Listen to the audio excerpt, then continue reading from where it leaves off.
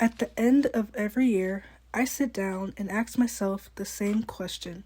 What do I want my art business to look like next year?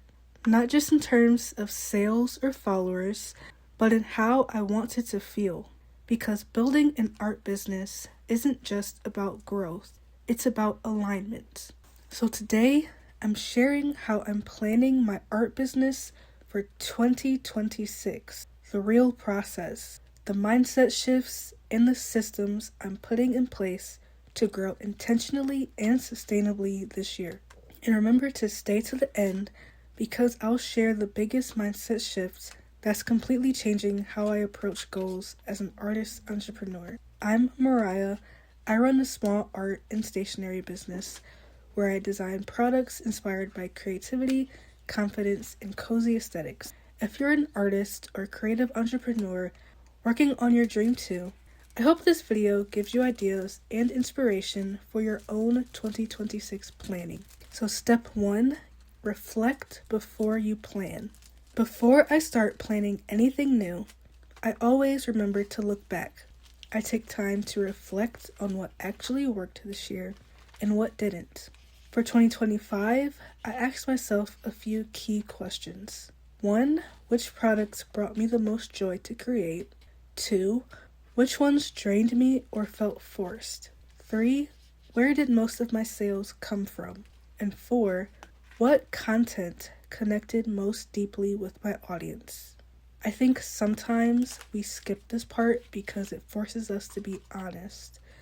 But the truth is, growth comes from clarity, and clarity comes from reflection. For example, I realized that my printable and digital products were much easier on me energy-wise to create and were able to perform better during slower months, which told me that that is something that I want to focus on in the future and expand my passive income streams next year.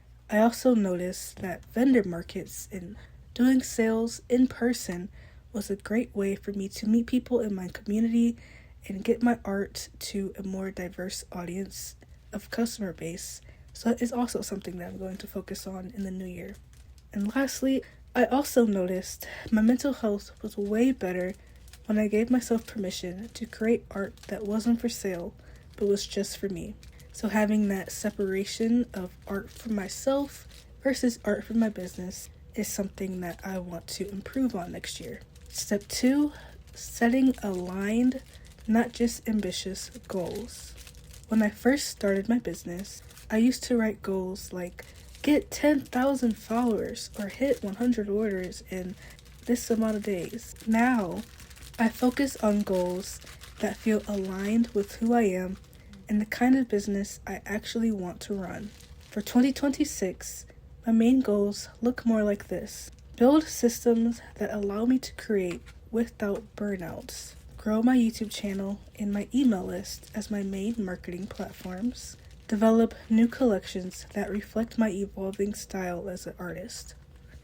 And lastly, keep my art business fun, not just something that drains my creative energy. One thing I've learned is that your goals should guide your habits, not guilt you into action.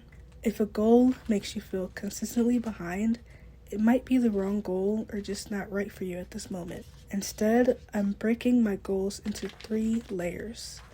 1, having a vision, which is your why. 2, having a project, which is the what. And 3, having a routine, which is your how. That is what makes big dreams manageable. You start seeing them as small, creative experiments instead of heavy pressure. And step 3, build systems that support you. I've realized that if I want to grow in 2026, I can't just focus on art, even if that's what I want to do. I need to focus on systems that protect my creativity.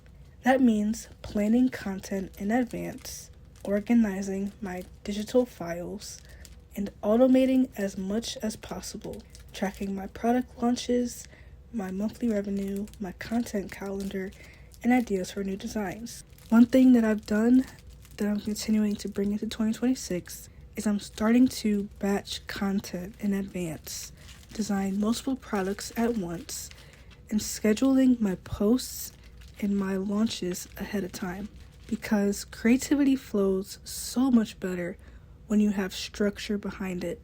And if you struggle to stay consistent like I have in the past, I am thinking of systems as a gift to my future self, not a restriction. Step 4, protect your energy.